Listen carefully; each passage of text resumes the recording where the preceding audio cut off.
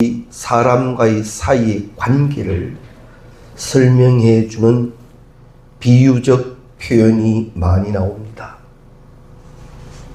그 비유 가운데 아버지와 아들과도 나오고 목자와 양으로도 나옵니다.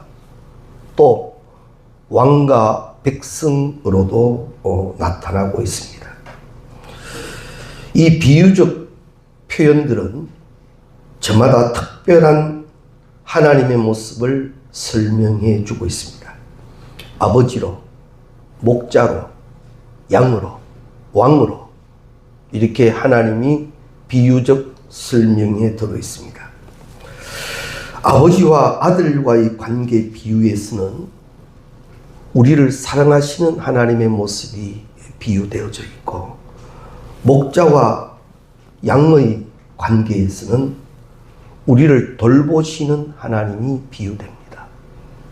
그리고 왕과 백성의 관계에서는 우리를 다스리시는 하나님으로 비유되고 있습니다. 그래서 오늘 이 본문 말씀에 보면 여호와께서 그의 보좌를 하늘에 세우시고 그의 왕권으로 만유를 다스리시도다. 이것은 오늘 이 세 번째 왕과 백성의 비유에 해당된다고 볼 수가 있겠습니다. 하나님께서 왕이고, 그리고 하나님께서 모든 만물을 다스리신다.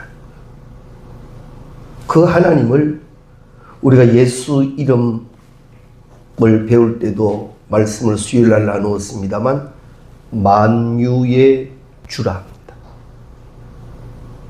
모든 것의 주인이시라.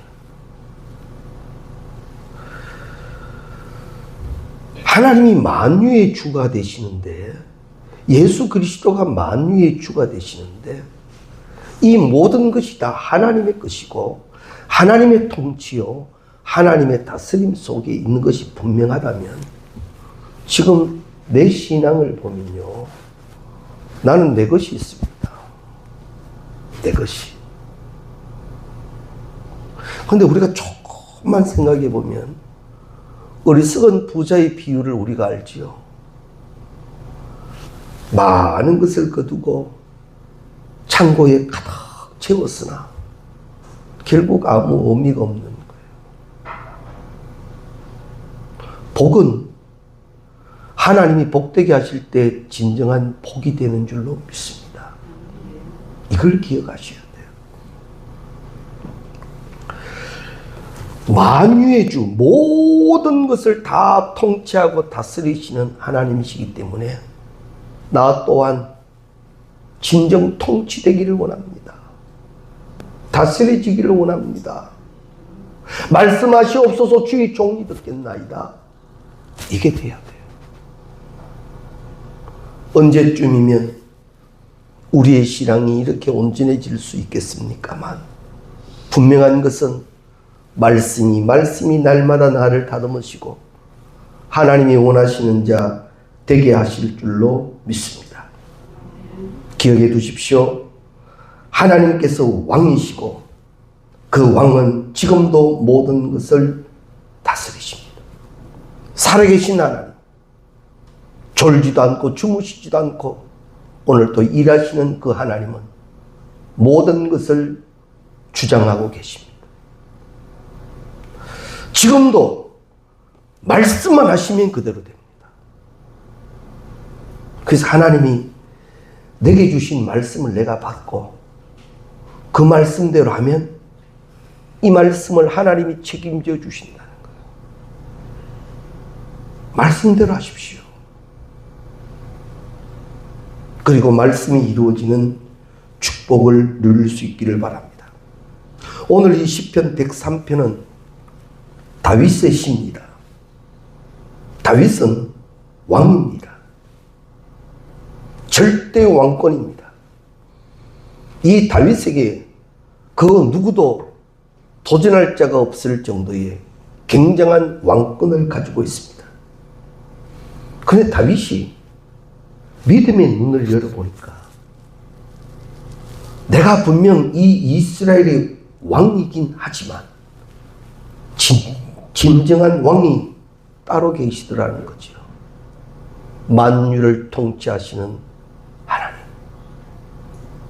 다윗은 그 하나님을 본 것입니다.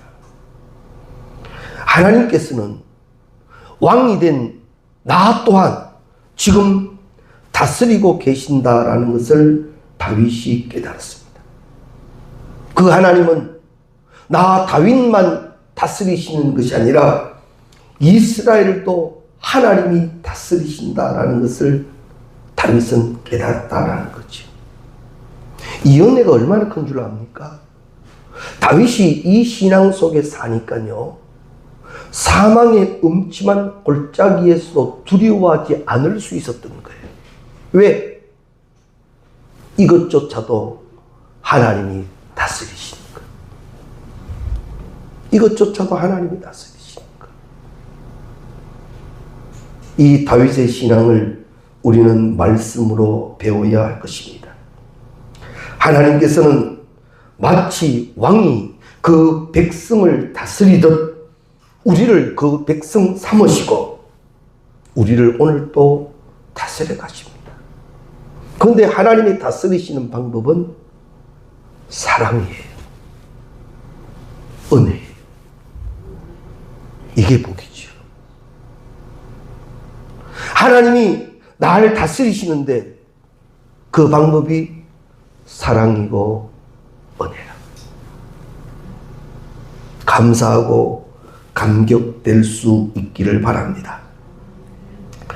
우리가 다윗처럼 이 사실을 깨닫고 믿음의 고백이 다윗의 시편처럼 되어질 수 있기를 바랍니다. 성경을 보면은 하나님께서 왕으로 다스리시는 모습을 크게 두 가지로 구분해 나타나는데, 하나는 보편적인 모습, 즉 온 우주 만물을 다스리시는 하나님. 또 하나는 특수한 다스림이 되십니다. 하나님의 나라에 대한 다스림이십니다. 오늘 이 말씀 우리가 좀 주의 깊게 잘 들으십시오. 전부를 다스리시는 하나님이지만 특별히 또 다스리시는 하나님이시라. 마가복음 4장 26절 이하 말씀에 보면 함께 읽겠습니다. 또 이르시되 하나님의 나라는 사람이 씨를 땅에 뿌림과 같으니 그가 밤낮 자고 깨고 하는 중에 씨가 나서 자라되 어떻게 그리 되는지는 알지 못하느니라. 아멘. 무슨 말입니까? 사람이 씨는 심었는데, 뿌렸는데 이것이 싹을 틔고 이것이 자라나는 것은 우리가 몰라요. 그저 씨를 심었으니까 이 자라나는 게 당연한 거라 생각하지만 거기에 하나님의 세밀하심이 계십니다.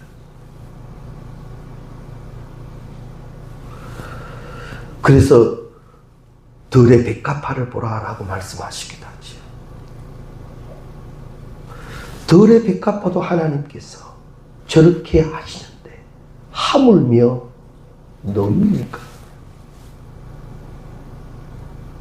만유의 주가 되신 하나님은요, 우리가 다 인지하지 못하고 있어도 하나님은 하나님의 일을 하셨습니다. 우리는 그 하나님을 분명히 더 알아가야 합니다. 내가 알고 있는 그 한계에 갇힌 하나님이 아니라 하나님은 내가 알지 못하는 가운데에서도 친히 모든 것을 다스리시는, 보편적 우주 만물을 다스리시는 그 하나님이시라. 우리는 그 하나님을 분명히 깨달아야 합니다. 하나님께서 우리가 모르는 사이에 많은 일을 하십니다. 바로 지금도 하나님은 하나님이 하실 일을 우리 가운데 행하십니다. 이 일을 지어 성취하시는 여호와. 그분이 나의 하나님 여호와라는 거죠. 그리고 하나님은 하나님의 나라를 다스리십니다. 우리 예수님께서 공생애를 시작하시면서 처음 선포한 말씀이 나옵니다. 마가복음 1장 15절 말씀 함께 읽겠습니다. 이르시되 때가 찼고 하나님의 나라가 가까웠으니 회개하고 복음을 믿으라 하시더라. 아멘. 우리 예수님께서 이 땅에 오셔서 전하시고자 하신 메시지의 핵심이 하나님의 나라입니다. 하나님의 나라. 도대체 예수님께서 말씀하시는 하나님의 나라라고 하는 것은 무엇일까? 우리는 어떻게 생각하십니까? 하나님이 거하시는 곳? 아니면 사후에 죽은 후에 가는 곳? 이렇게 쉽게 우리가 생각할 수 있습니다만 이 하나님의 나라를 헬라어로 바실레이아라고 합니다. 이 말의 어원적 뜻은요, 명사적 의미가 아닌 동사적 의미를 가집니다. 다스린다, 통치한다라는 뜻입니다. 즉 공간적 의미보다는 동사적 실행의 의미를 가진다라는 겁니다. 결국 예수님께서 말씀하신 하나님의 나라라고 하는 이 표현은 하나님께서 친히 다스리시는 곳, 그것이 하나님의 나라. 주의 통치가 되어지는 그곳이 하나님의 나라. 그 나라는 부족함이 없습니다. 그 나라는 하나님이 여호와이신 나라입니다. 복으로만 진행되며 기도하며 응답되는 나라입니다. 하나님의 진정한 통치와 다스림이 일어나는 바로 그것이 하나님의 나라라는 사실입니다. 우리 하나님께서는 우주 만물을 창조하신 직후에 모든 것을 다 다스리셨죠. 그런데 그만 인간이 범죄해버렸습니다. 결국 어디까지 갑니까? 바벨탑 사건에서 보듯이 시간이 지날수록 인간은 노골적으로 하나님께 반역을 합니다. 그런데요, 하나님은 그런 사람을 그대로 버려두실 수 없어서 하나님이 만드신 방법이 뭐예요? 예수의 사건, 십자가의 사건이더라 말입니다. 그렇게 해서라도 예수 그리스도의 십자가의 사건을 통하여 우리에게 이루시기를 원하시는 하나님의 목적, 그 뜻은 무엇일까요? 따라합시다. 하나님의 나라. 하나님의 나라가 돼. 누가? 내가. 내 삶이, 내 가정이, 내 교회가, 이 도성이, 이 나라가 하나님의 나라, 하나님의 통치가 이루어지기를 원하시기를 원하여 하나님은 예수 그리스도를 우리 가운데 보내시고 십자가 위에서 다 이루시고 부활의 은혜로 지금도 함께하고 계시는 줄로 믿습니다. 하나님은 우리를 이토록 사랑하시기에 하나님의 나라 안에 우리가 있기를 원하시는 거예요. 즉 이 말은 하나님은 우리를 복되게 하시기를 목적하신다. 주 안에서 먹고 마시고 누리고 감사하고 찬양하고 영광 돌리는 그 존재가 되기를 하나님은 원하신다는 거죠. 그래서 예수님께서 오셔서 제일 먼저 이 사실을 알려주셨는데 바로 마태복음 12장 28절 말씀에 하나님의 나라가 이미 너희에게 임하였느니라. 무슨 말씀입니까? 하나님의 나라가 나 예수로 인하여 너희에게 임했다. 나 예수가 너희를 하나님 나라로 인도하시는 하나님의 방법이고 사랑이었다.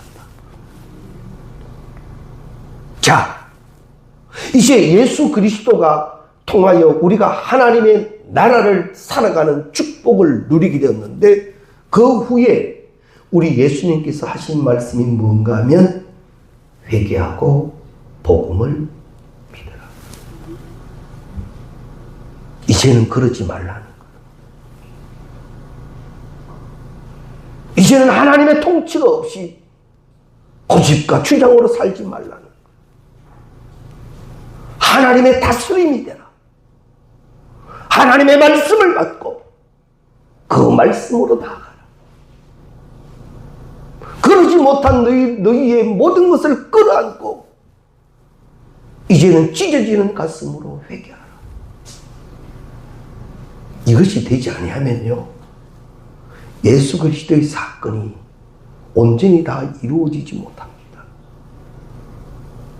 그래서 하나님의 나라가 이제 이미 너희에게 임했다. 나 예수를 통하여 너희에게 하나님의 나라가 임했다라고 말씀하시면서 꼭 주신 말씀, 회개해라. 의인은 없나니 하나도 없습니다. 이제는 정확히 부활하신 예수님으로 인하여 하나님의 나라가, 즉 하나님의 다스리심이 내게 회복되게 해야 합니다. 주야로 주의 말씀을 묵상하는 자가 복이 된다 하지요. 묻겠습니다. 말씀 묵상하십니까? 받은 바 말씀으로 내가 말씀대로 살기 위하여 거룩한 몸부림을 가집니까? 나 주일이니까 예배드리고 끝났으니까 나는 자유하고 정령고 하나님의 나라를 깨달은 자, 그 은혜를 깨달은 자, 그에게 나타남이 회개함이. 지금 우리는 부활하신 예수와 함께 있는 시간입니다. 조금 있으면 성취하시고 성령 강림 주일이 다가올 것입니다. 과연 주님께서 오셔서 그렇게 이루어 주신 그 나라의 삶을 우리는 갈망하고 있는지요? 내가 살아야 할 공간이 더 분주하고 내가 생각하는 것이 더 깊어서 주께서 다스릴 공간이 없다면 주님은 뭐라고 하셨습니까? 회개하라. 사랑하는 성도님 여러분, 오늘 말씀이 성령이 내게 주시는 말씀이 될 수 있기를 바랍니다. 이제 말씀대로 하십시오. 그리고 주의 말씀 그대로 엎드려 통회해 보십시오. 내게 하나님의 나라가 이루어지게 될 줄로 믿습니다.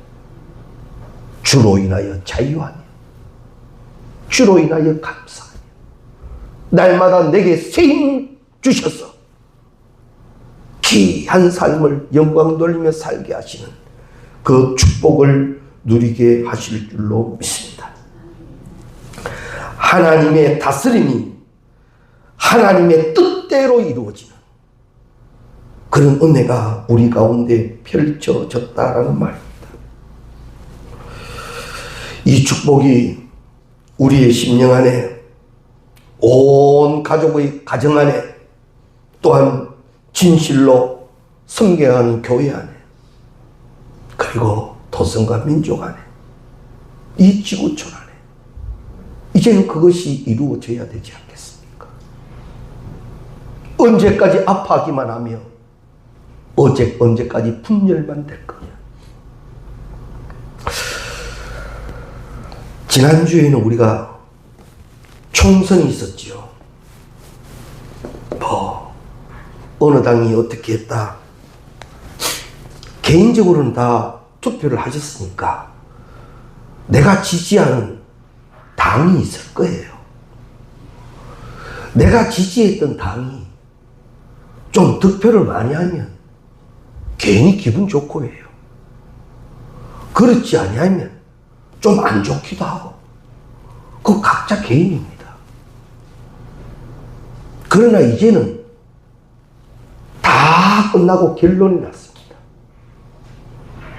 그러면 이 결론 앞에 우리 그리스도인은 무엇을 해야 할까요? 누가 잘했다 못했다, 누구 때문에 뭐 때문에, 그 정확한 비판을 가져야 할까요? 아니요. 저는 기도 중에 이 기도를 찾았습니다. 우리가 이 선거에 앞서서 하나님을 두려워할 줄 알고 정령껏 국민을 사랑할 줄 아는 자가 세워지기를 기도했다면, 하나님 이제 이들이 세워졌사오니 그렇게 정치를 하게 해달라고요. 우리 그 기도 해야 합니다. 그 기도 하지도 않고 함부로 원망하고 비판하고 평가해서는 안 됩니다. 지금 그리스도인의 사명이 뭔데요? 바로 그거예요.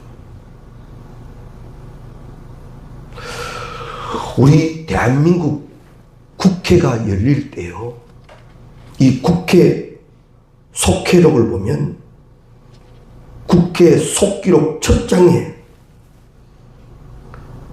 하나님께 기도드리고 시작된 장면이 나옵니다. 대한민국 국회가요. 1948년 5월 31일 오전 10시 재헌 국회가 개원이 됩니다. 임시 의장으로 이승만 의원이 단상에 오릅니다. 그러고 말합니다. 대한민국 독립민주국 제1차 회의를 여기서 열게 된 것을 우리가 하나님께 감사해야 할 것입니다. 그리고는 이윤영 의원 나오셔서, 당시 이윤영 의원이 목사였거든요. 이윤영 의원이 나오셔서 간단한 말씀으로 하나님께 기도 올려주시기 바랍니다. 이렇게 속기록에 나와 있습니다. 모든 의원이 기립한 뒤에 이윤영 의원의 기도를 드린 후에 국회를 시작했다고 합니다. 그 기도의 첫머리가 이랬답니다. 이 우주와 만물을 창조하시고 인간의 역사를 섭리하시는 하나님. 다시 한번 읽어드릴까요? 이 우주와 만물을 창조하시고 인간의 역사를 섭리하시는 하나님. 인간의 역사를 섭리하시는 하나님. 이렇게 기도하며 시작되었다라는 말입니다. 그러나 안타깝게도 오늘의 국회 모습은 많이 혼탁해져 있습니다. 처음 대한의 국회가 열릴 때는 이곳에 하나님의 나라, 즉 하나님의 통치, 하나님의 다스림이 있기를 원하여 기도했건만 지금은 없습니다. 사실 국회의원들 가운데도 신유회가 있어서 기도의 모임을 그 안에서 갔습니다. 기도하면 뭐합니까?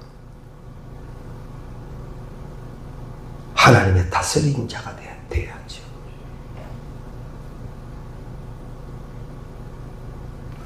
이 말을 내게 돌려서 해보십시오. 말씀 들으면 뭐하고 기도하면 뭐하냐? 너희는 그 다스림이 되고 있느냐? 너희는 그 다스림이 되고 있느냐? 하나님이 친히 다스리시는 하나님의 나라, 하나님이 진정 왕이 되시는 그 나라, 너는 그 백성의 삶을 살고 있느냐? 예수님은 분명히 말씀하셨습니다. 하나님의 나라가 임했다. 이를 위하여 회개하라. 말씀을 받고 깨달으셨다면 어찌 않고 되어야 합니다.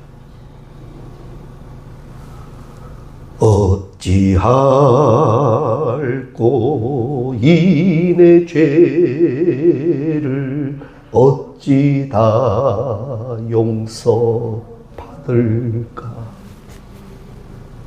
두 손 모아 참회하니 흐르는 눈물뿐이라. 사랑하는 성도님 여러분, 하나님은 지금 내게 이루시기를 원하시는 것이, 하나님이 우리의 삶과 우리의 가정과 우리의 교회와 이도성과 이 민족에 이루시기를 원하시는 것이 하나님의 나라예요. 하나님이 친히 통치하시고 다스리시는 곳이 되기를 원하시는 거예요. 나에게요. 누구 말고 나에게요.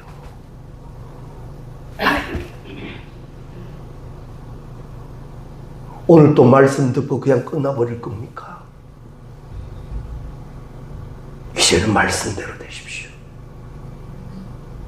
그리고 그 나라의 백성된 축복을 온전히 누릴 수 있기를 주의 이름으로 축원합니다.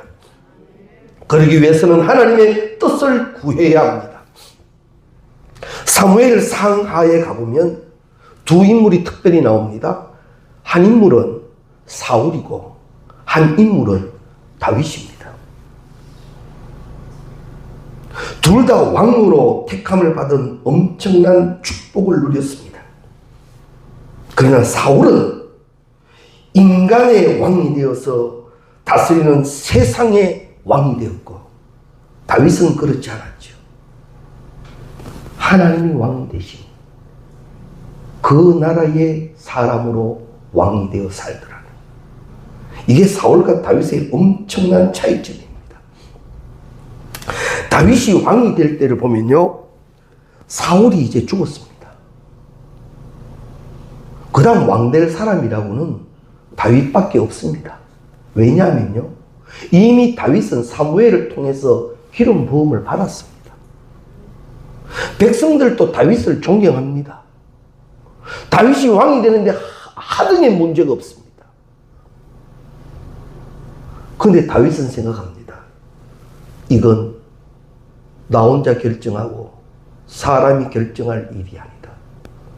그래서 다윗이 무엇을 했느냐? 사무엘하 2장 1절 말씀 함께 읽겠습니다. 그 후에 다윗이 여호와께 여쭈어 아뢰되 내가 유다 한 성읍으로 올라가리까? 여호와께서 이르시되 올라가라. 다윗이 아뢰되 어디로 가리까? 이르시되 헤브론으로 갈지니라. 아멘. 무슨 말씀인가 하면요, 왕이지만 나의 왕이 하나님이 되시니까 다 지시를 받는 거. 사울은 안 그랬습니다. 사울은 자기의 주장이 얼마나 강했다. 전쟁터에 나갔어도 선지자 사무엘이 늦게 온다는 이유로 자기가 제사를 집례하려고 했던 사울입니다. 나는 왕이니까 이 정도 할 수 있다고 생각했죠. 그러나 다윗은 그렇지 않습니다. 온 백성이 사울은 천천히요, 다윗은 만만이라고 추앙했건만 그는 하나님 앞에 바로 서서 나의 왕, 나의 여호와여, 그것이 되더라. 그런 심령이 무엇이냐? 하나님의 나라인 거예요. 다윗의 심령이 하나님의 나라인 거예요. 그 나라에는 하나님이 통치하시는 거예요. 그런데 하나님의 통치 방법은 뭐라고 했죠? 사랑과 은혜라. 할렐루야. 우리도 이 복을 꼭 누릴 수 있기를 바랍니다. 우리도 다윗과 같을 수 있기를 바랍니다. 그리고 우리 안에 하나님의 나라가 온전히 서게 하시기 바랍니다. 이를 위해서 우리는 기도하는 자가 되어야 합니다. 열심으로. 그래서 우리 예수님께서 이 땅에 오셔서 참 인간으로 우리에게 보여주신 것은 기도하는 모습이에요. 우리 기도를 좀 어떻게 생각하시는지 모르겠습니다만 내 기도 생활이 나를 많이 다스려 줍니다. 내 기도 생활. 하나님의 나라를 이루는데 필수가 기도입니다. 나 뭐 늘 기도하는데 뭐. 내 신앙 경륜이 얼마인데 꼭 뭐 그렇게 기도 뭐 특별히 안 해도 되는데 뭐. 착각이고 교만입니다. 기도해야 합니다. 그리고 그 다음으로는 순종해야 합니다. 아브라함의 기사를 잘 알지요. 창세기 22장 2절 말씀입니다. 여호와께서 이르시되 내 아들 내 사랑하는 독자 이삭을 데리고 모리아 땅으로 가서 내가 내게 일러준 산 거기서 그를 번제로 드리라. 3절 말씀요. 아브라함이 아침에 일찍이 일어나 나귀의 안장을 지우고 두 종과 그의 아들 이삭을 데리고 번제에 쓸 나무를 쪼개어 가지고 떠나 하나님이 자기에게 일러주신 곳으로 가다.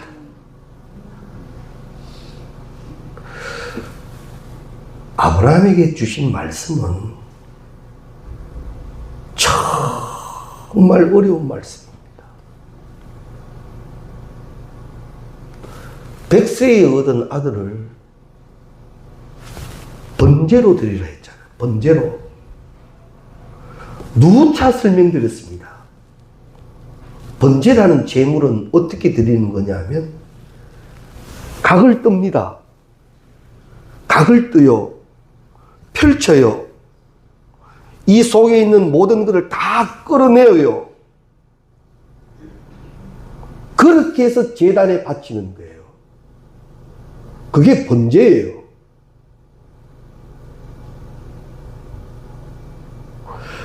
한 번만 눈 한번 찌끔 감고 막 이게 아니라고요.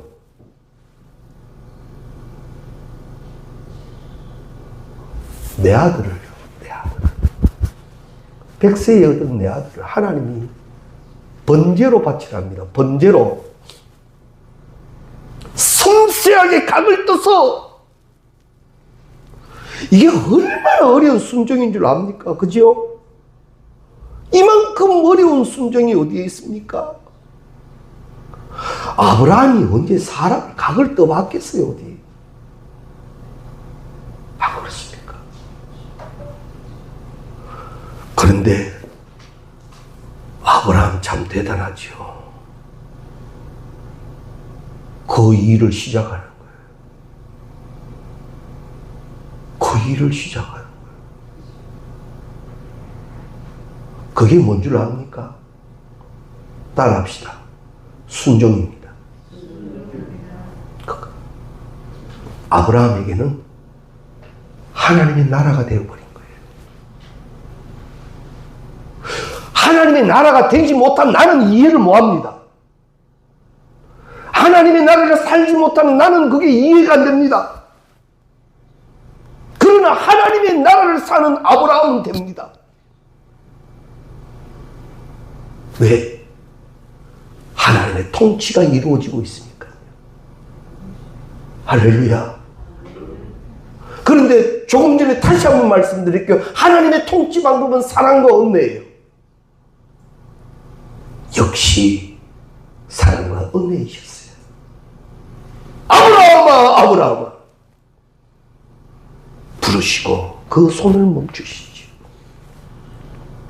그리고 아브라함에게 주신 축복, 믿음의 조상이 되는 너로 인하여, 너로 인하여, 너로 인하여, 너로 인하여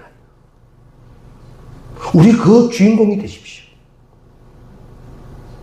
나로 인하여 복이 시작되게 하라. 할렐루야. 내가 복을 누리고 내 자녀가 복을 누리고 나와 함께하는 이들이 복을 누리고 내가 만난 자들이 복을 누리는 하나님의 나라의 역사. 이것 우리 귀하지 않습니까? 오늘도 듣고 끝나야 됩니까? 아브라함이 이삭을 바치는 얘기 처음 듣습니까? 얼마나 많이 들었는데요. 그런데 아브라함이 그렇게 할 수 있었던 것은 아브라함은 하나님의 나라가 되었더라.